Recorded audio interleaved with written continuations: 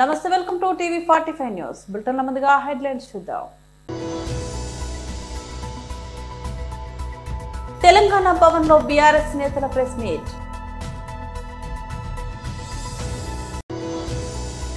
మాజీ MP and BJP రాష్ట్ర ఉపాధ్యక్షులు డాక్టర్ బూర నర్సయ్య గౌడ్ మీడియాతో మాట్లాడుతున్నారు.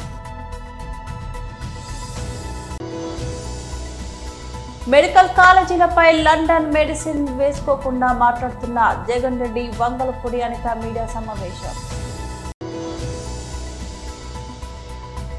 మాజీ మంత్రి గుంటూరు జిల్లా వైఎస్ఆర్సీపీ అధ్యక్షులు అంబటి రాంబాబు ప్రెస్ మీట్.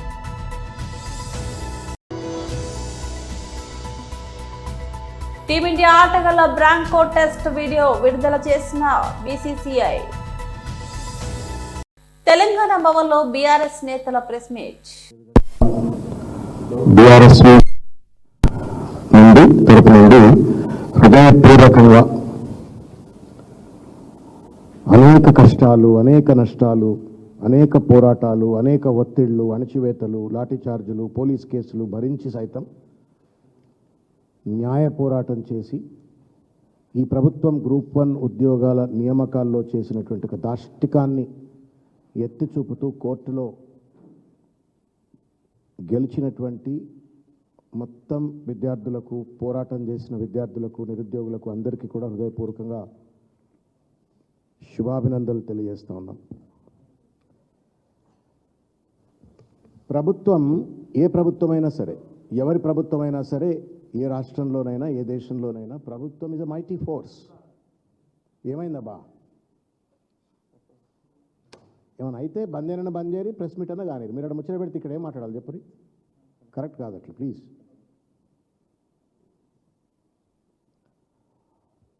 ఏ ప్రభుత్వమైనా ఒక మైటీ ఫోర్స్. ఏ దేశంలోనైనా, ఏ రాష్ట్రంలోనైనా ప్రభుత్వం అంటే ఒక బలమైన శక్తి. అది రాజ్యాంగం ద్వారా సంతరింపబడ్డటువంటి ఒక బలమైనటువంటి ఒక శక్తి. ఆ బలమైనటువంటి ఒక శక్తి ప్రభుత్వంలో ఉన్నటువంటి ఒక పెద్దలు, పెద్ద పెద్ద కుర్చీల్లో కూర్చున్నటువంటి ఒక పాలక వర్గాలు,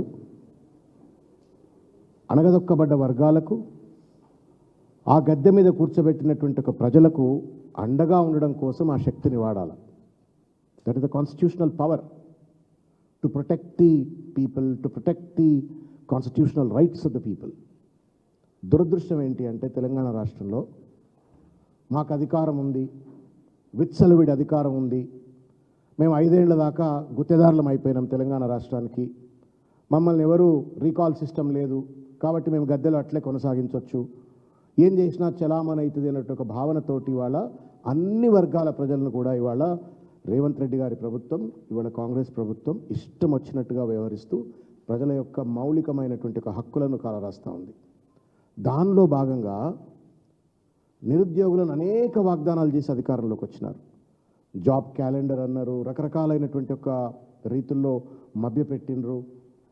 మేము ఒకటే సంవత్సరంలో 1,00,000 ఉద్యోగాలు, 2 లక్షల ఉద్యోగాలు నింపుతామన్నారు. ఇట్లా వాగ్దానాలు చేసి అధికారంలోకి వచ్చిన తర్వాత తడిగుడ్డ పెట్టి గొంతు కోసినట్టుగా ఇవాళ విద్యార్థి నిరుద్యోగులతో రేవంత్ రెడ్డి గారి ప్రభుత్వం ఆట ఆడుతూ ఉంది. అది జీవో 29 విషయంలో కానివ్వండి, లేకపోతే గ్రూప్ 1 పరీక్ష నిర్వహణకు సంబంధించిన అంశంలో కానివ్వండి, జీవో 46 సంబంధించినట్టు ఒక అంశం కానివ్వండి, మొత్తానికి మొత్తం గొంతు లేని వాళ్ళు కదా, అణగదొక్కబడ్డ జాతుల నుండి ప్రభుత్వ ఉద్యోగాల కోసం ఎక్కువగా ఎదురు చూస్తారన్నట్టు ఒక భావన తెలియదు. కానీ మాజీ ఎంపీ అండ్ బీజేపీ రాష్ట్ర ఉపాధ్యక్షుడు డాక్టర్ బూర నర్సయ్య గౌడ్ మీడియాతో మాట్లాడుతున్నారు. మొదటగా ఈరోజు మీడియా సమావేశాన్ని ఇచ్చేసిన మీడియా మిత్రులందరికీ ధన్యవాదాలు. మీడియా సమావేశం ముందుంచే అంశాల ముందు ఈరోజు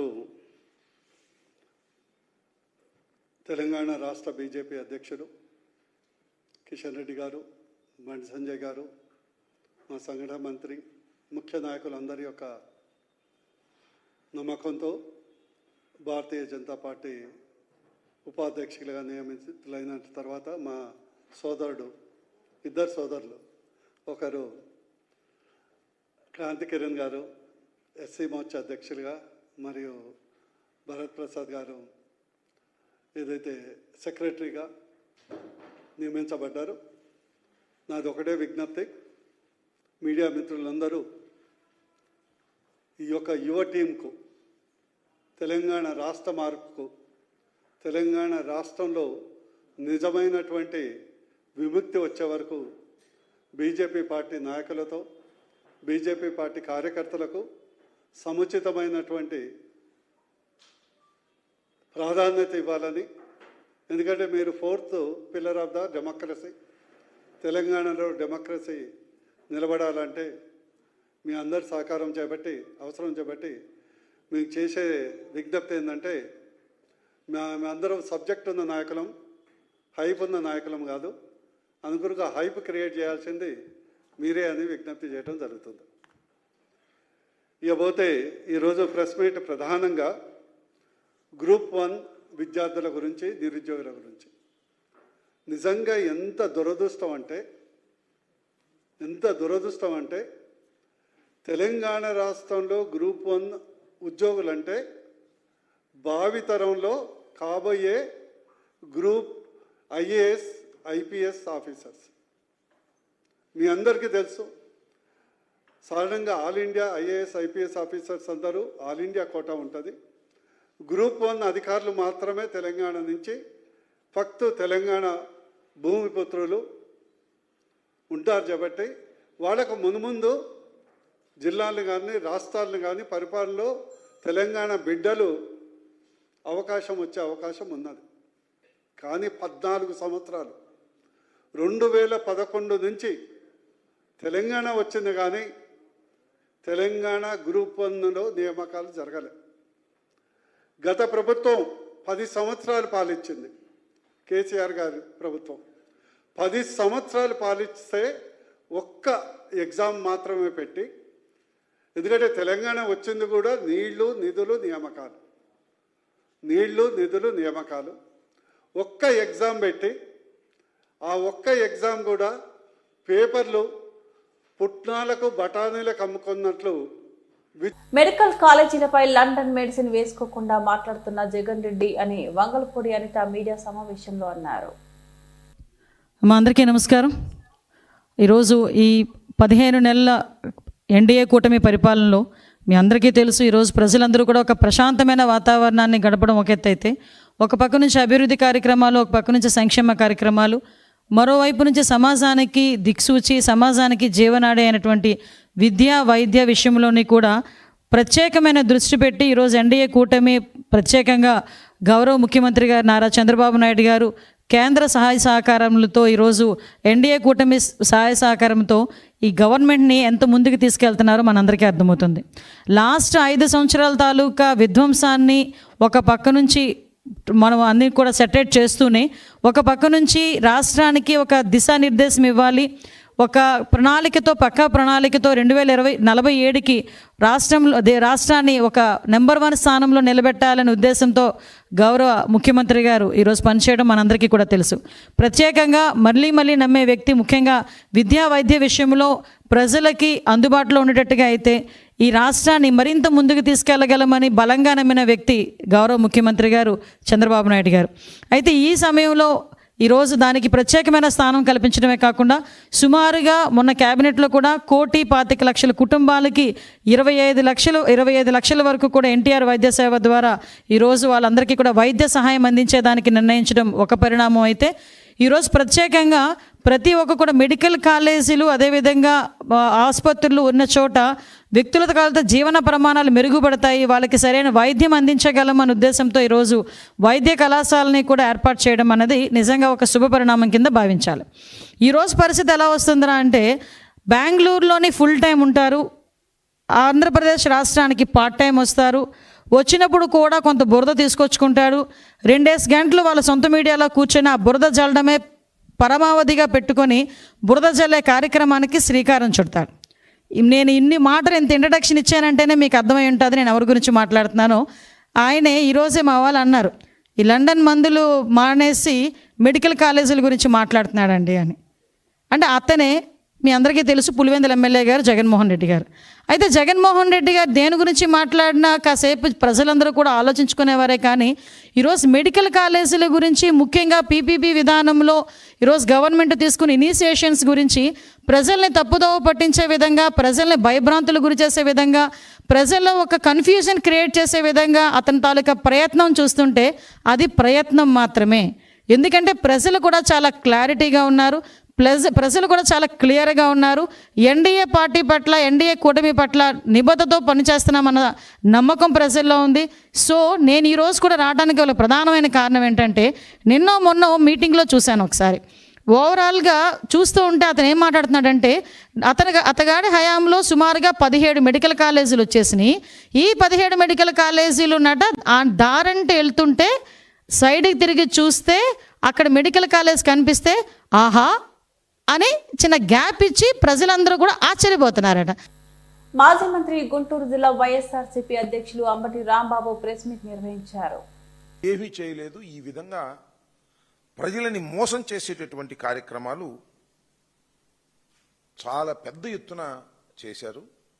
మొన్న సూపర్ 6 సూపర్ సక్సెస్ అయిందని చెప్పేసి అనంతపూర్లో ఒక పెద్ద బహిరంగ సభ నిర్వహించారు. ఆ బహిరంగ సభకు పెద్ద ఎత్తున జనాన్ని సమీకరించే కార్యక్రమం చేశారు. ఒక విధంగా చెప్పాలంటే తోలే కార్యక్రమం చేశారు. తోలారు కానీ సభ ప్రారంభమయ్యే సమయానికే వెలవెలబోయేటటువంటి పరిస్థితులు ఏర్పడ్డాయి. మొత్తానికి రాష్ట్రంలో ఉన్నటువంటి ప్రజానీకం అందరూ కూడా చంద్రబాబు నాయుడు గారి ప్రభుత్వాన్ని అనవసరంగా ఎన్నుకున్నాము, ఇచ్చినటువంటి వాగ్దానాలను నెరవేర్చడంలో ఈ ప్రభుత్వం విఫలమైపోయిందని బాహాటంగానే చెప్పుకుంటున్నటువంటి సందర్భం ఒకవైపున. మరొక వైపున రాష్ట్రంలో విషజ్వరాలు, ఆరోగ్య పరిస్థితులు సరిగా లేకపోవటం, శానిటేషన్ సరిగా లేకపోవటం, విపరీతమైన విషజ్వరాలు వ్యాపించి ప్రజలు గందరగోళం పడుతున్నారు. కొన్ని చోట్ల మరణాలు అయితే జరుగుతూ ఉన్నాయి. ముఖ్యంగా తురకపాలెంలో అంతుపట్టని వ్యాధుల్లాగా వచ్చేసి ఒక 100 రోజుల్లో 30-40 మంది ప్రాణాలు కోల్పోయినటువంటి పరిస్థితి కనిపిస్తూ ఉన్నది. దానితో పాటు అనేక రకాలుగా రాష్ట్రంలో పరిపాలన విఫలమైపోయినటువంటి సందర్భాన్ని పురస్కరించుకొని చంద్రబాబు నాయుడు గారు రకరకాల డ్రామాలు ఆడేటటువంటి పరిస్థితి చేస్తున్నారు. ముఖ్యంగా ఏంటంటే ఈ ప్రభుత్వానికి వ్యతిరేకంగా డిసెంట్గా ఎవరు మాట్లాడినా సహించే పరిస్థితిలో లేరు. సోషల్ మీడియాలో ఎవరైనా యాక్టివ్గా ఉంటే మాట్లాడితే వారి మీద కేసులు పెట్టి వారిని తీసుకెళ్లి జైల్లో పెట్టి వేధించినటువంటి సందర్భాలు కోకొల్లలుగా మనం చూస్తున్నాం. దానితో పాటు ఆయనకు వ్యతిరేకంగా ఈయన వార్తలు రాసే పత్రికలు, మరి ముఖ్యంగా సాక్షి పత్రిక మీద ఇప్పటికి ఎన్ని కేసులు పెట్టారో నేను చెప్పవలసినటువంటి అవసరం లేదు. సాక్షి ఎడిటర్ మీద సుమారుగా 7 కేసులు పెట్టి బెదిరించేటటువంటి కార్యక్రమాలు చేస్తున్నారు. అంటే తమ పరిపాలనకు డబ్బా కొట్టేవారు తప్ప తమ పరిపాలన బాగోదు అంటే మాత్రం ఊరుకునేటటువంటి పరిస్థితుల్లో లేకోకుండా చట్టాలను వక్రీకరించి తమ చేతుల్లోకి తీసుకొని పోలీసు యంత్రాంగాన్ని అంతా కూడా ఉపయోగించుకొని ఒక హెరాస్మెంట్ చేయాలనేటువంటి పరిస్థితి ఇవాళ రాష్ట్రంలో చంద్రబాబు నాయుడు గారు చేస్తున్నటువంటి విషయాన్ని నేను ప్రత్యేకంగా చెప్పవలసినటువంటి అవసరం లేదు.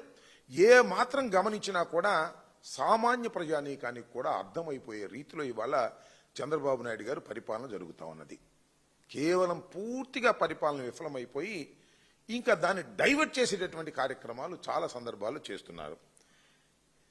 ఇంక దీని గురించి చెప్పాలి. మీరు దా కోవలోకి చెందిందే, అలాంటి కేసుల్లోకి చెందిందే లిక్కర్ కేసు. అసలు ఈ లిక్కర్ కేసు ఏంటో ఎవరికి అర్థం కాల.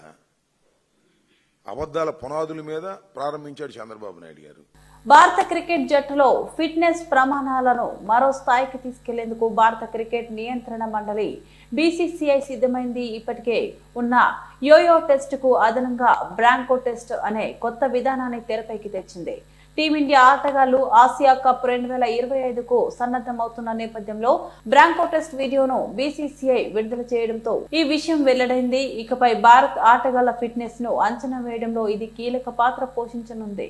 ప్రస్తుతం ఆసియా కప్ కోసం దుబాయ్లో శిక్షణ శిబిరంలో ఉన్న భారత ఆటగాళ్లకు ఈ కొత్త ఫిట్నెస్ పరీక్షను పరిచయం చేశారు. Team India strength and conditioning coach Adrian Roux పర్యవేక్షణలో ఈ మేరకు డెమో టెస్టును నిర్వహించారు. ఈ పరీక్షలో భాగంగా ఆటగాళ్లు 20, 40, 60 మీటర్ల దూరాన్ని వేగంగా పరిగెత్తి తిరిగి స్టార్టింగ్ పాయింట్ను తాకాల్సి ఉంటుంది. ఇలా పలుమార్లు చేయడం ద్వారా ఆటగాళ్ల వేగం, శారీరక శక్తి, తిరిగి పుంజుకునే సామర్థ్యం వంటి కీలక అంశాలను ఖచ్చితంగా అంచనా వేస్తారు. ఈ సందర్భంగా కోచ్ అడ్రియన్ రౌక్స్ మాట్లాడుతూ బ్రాంకో రన్ అనేది క్రీడా రంగంలో కొత్తేమీ కాదు. చాలా ఏళ్లుగా వేర్వేరు క్రీడల్లో దీన్ని ఉపయోగిస్తున్నారు. మనం దీన్ని 2 విధాలుగా వాడుకుంటాం. ఒకటి శిక్షణలో భాగంగా, రెండోది ఫిట్నెస్ ప్రమాణాలను తెలుసుకోవడానికి. దీన్ని ఎక్కడైనా సులభంగా నిర్వహించుకోవచ్చు. దేశీయ పర్యటనలోనూ ఆటగాళ్ల ఫిట్నెస్ ను అంచనా వేయడానికి ఇది బాగా ఉపయోగపడుతుంది అని వివరించారు. యోయో టెస్ట్ ప్రధానంగా ఆటగాళ్ల స్టామినా, శ్వాస నియంత్రణపై దృష్టి సారిస్తే, బ్రాంకో టెస్ట్ మాత్రం వారి వేగం, చురుకుతనాన్ని పరీక్షిస్తుంది. ముఖ్యంగా ఫాస్ట్ బౌలర్స్, ఫీల్డర్లకు ఇది ఎంతగానో మేలు చేస్తుందని నిపుణులు భావిస్తున్నారు. ఈ కొత్త ఫిట్నెస్ విధానంతో భారత జట్టు రాబోయే టోర్నీల్లో మరింత పటిష్టంగా బరిలోకి దిగుతుందని బీసీసీఐ విశ్వసిస్తోంది. సిపిఎం జిల్లా కమిటీ సభ్యులు ఓస వెంకటేశ్వర్లుపై దాడికి పాల్పడ్డ స్థానిక ఎస్ఐని సస్పెండ్ చేయాలని కోరుతూ పామూరు పట్టణంలో సిపిఎం ఆధ్వర్యంలో నిరసన ప్రదర్శన జరిపి సిఐ ఆఫీసులో అర్జీ ఇవ్వడమైనది. ఈ కార్యక్రమంలో సిపిఎం జిల్లా కార్యదర్శి షేక్ మహబూబ్, జిల్లా కార్యదర్శి వర్గ సభ్యులు జీవి కొండారెడ్డి, సయ్యద్ అనిఫ్ పాల్గొన్నారు. ఆయన్ని పిలిచి చెప్పడానికి వీలున్నటువంటి బండబండలు పెట్టడం అంటే మన ప్రజలంటే ప్రజల పట్ల వాళ్ళకి ఏమాత్రం సానుభూతి కనిపించడం లేదు. అంటే సమస్యలు పరిష్కరించడానికి పోలీస్ స్టేషన్ ఉన్నాయా, సమస్యలు సృష్టించి డబ్బులు కొనుక్కున్నాడే ఉన్నాయా అనేటువంటి దాన్ని ప్రజలు ఆలోచించాల్సినటువంటి అవసరం ఉన్నది. ఈరోజు గత ప్రభుత్వం ఏం చెప్పింది? ఇప్పుడున్నటువంటి కూటమి ప్రభుత్వం గత ప్రభుత్వాన్ని ఉద్దేశించి వైసీపీ జగన్ ప్రభుత్వంలో అరాచకం ఎక్కడ చూసినా కేసులు, ఈ అరాచకమైన పాలన పోవాలి, మేమొచ్చి అభివృద్ధికరమైనటువంటి, శాంతియుతమైనటువంటి, ప్రజలకి అనుకూలమైనటువంటి పాలన అందిస్తామని చెప్పారు. ఇప్పుడు వాళ్ళు ఏం జరుగుతుంది అంటే పోలీసులే ప్రజల మీద దౌర్జన్యం చేస్తూ అవినీతికి పాల్పడుతూ ఉంటే ఇప్పుడు దీన్ని ఏమనాలి అంటే, ఇవాళ పోలీసులు అనేటువంటి వాళ్ళు ప్రజలను రక్షించాల్సింది పోయి వాళ్ళు అవినీతి కోపంలో తిరిగిపోయినా ఎవరు ప్రశ్నించడంలా. ఎందుకు ప్రశ్నించడం లేదంటే ఈరోజు చూస్తా ఉన్నాం మనం, అవినీతి అనేటువంటిది రాష్ట్రంలో రాజ్యమేలుతా ఉన్నది. ప్రజాప్రతినిధులు వాళ్ళు అవినీతిలో కూరుకుపోయారని చెప్పి ఎవరు చెప్పారు? కమ్యూనిస్టులు కాదు, ప్రజలు కాదు, తెలుగుదేశానికి అనుకూలంగా వ్యవహరించేటువంటి ఏబిఎం రాధాకృష్ణ, ఆంధ్రజ్యోతి పత్రిక, ఏబిఎం టీవీ ఛానల్లో ఏం చెప్పారు? ఇవాళ ఎమ్మెల్యేలు దందాలైపోయినాయి. ఇవాళ మైనింగ్ మాఫియా ఎక్కడ మట్టి దొరికితే ఎక్కడ తవ్వేసుకోవడం, అట్లాగే బియ్యం మాఫియా, మద్యం మాఫియా, ఎక్కడ ఏదైనా సరే కబ్జా చేసేటువంటి పరిస్థితి ఈరోజు ఉందని. అంటే ఇవాళ మీకు మెదక్ జిల్లా సెప్టెంబర్ 15న జిల్లాలో ఘనంగా తెలంగాణ ప్రజా పాలనా దినోత్సవంగా నిర్వహించాలని జిల్లా కలెక్టర్ రాహుల్ రాజ్ అధికారులను ఆదేశించారు. కలెక్టరేట్ కార్యాలయంలో సెప్టెంబర్ 17న ప్రజా పాలనా దినోత్సవం నిర్వహించడంపై అధికారులతో సమీక్షించారు.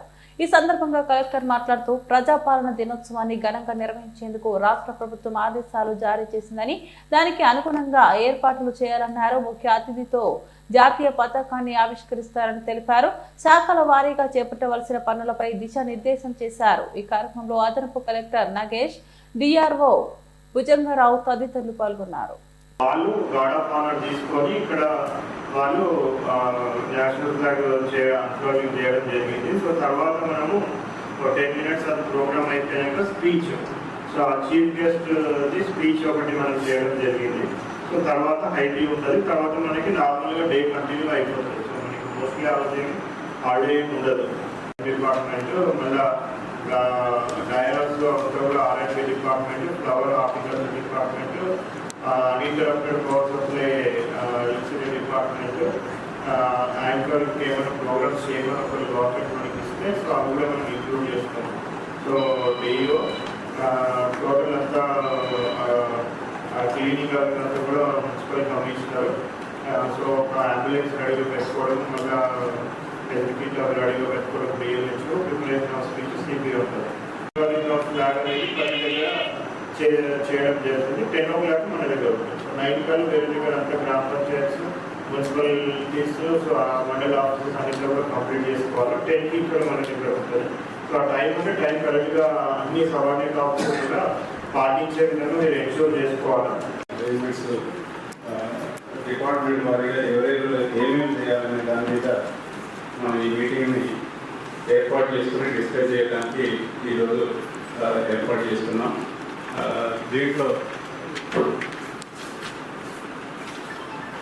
ముఖ్యంగా ప్రోగ్రామ్ సంబంధించి మొత్తం అరేంజ్మెంట్స్ అన్నీ కూడా చూస్తారు. ప్రోటోకాల్ అరేంజ్మెంట్స్, తర్వాత విఐపికి సంబంధించినటువంటి సీటింగ్ అరేంజ్మెంట్, తర్వాత అన్ని ప్రికాషన్స్ అన్నీ కూడా ప్రాపర్గా ఉండే విధంగా. బులెటిన్ ముగించే ముందు మరోసారి హెడ్లైన్స్ చూద్దాం. తెలంగాణ భవన్లో బీఆర్ఎస్ నేతల ప్రెస్ మీట్. మాజీ ఎంపీ అండ్ బీజేపీ రాష్ట్ర ఉపాధ్యక్షులు డాక్టర్ బూర నరసయ్య గౌడ్ మీడియాతో మాట్లాడుతున్నారు.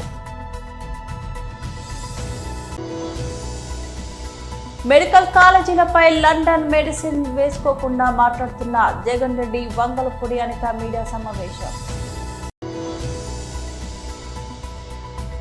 మాజీ మంత్రి గుంటూరు జిల్లా వైఎస్ఆర్సీపీ అధ్యక్షులు అంబటి రాంబాబు ప్రెస్ మీట్.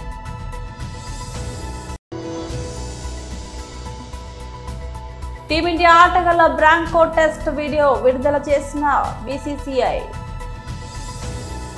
ఇవి బులెటిన్ అప్డేట్స్. మరో బులెటిన్లో మళ్ళీ కలుద్దాం. అంతవరకు సెలవు. నమస్తే.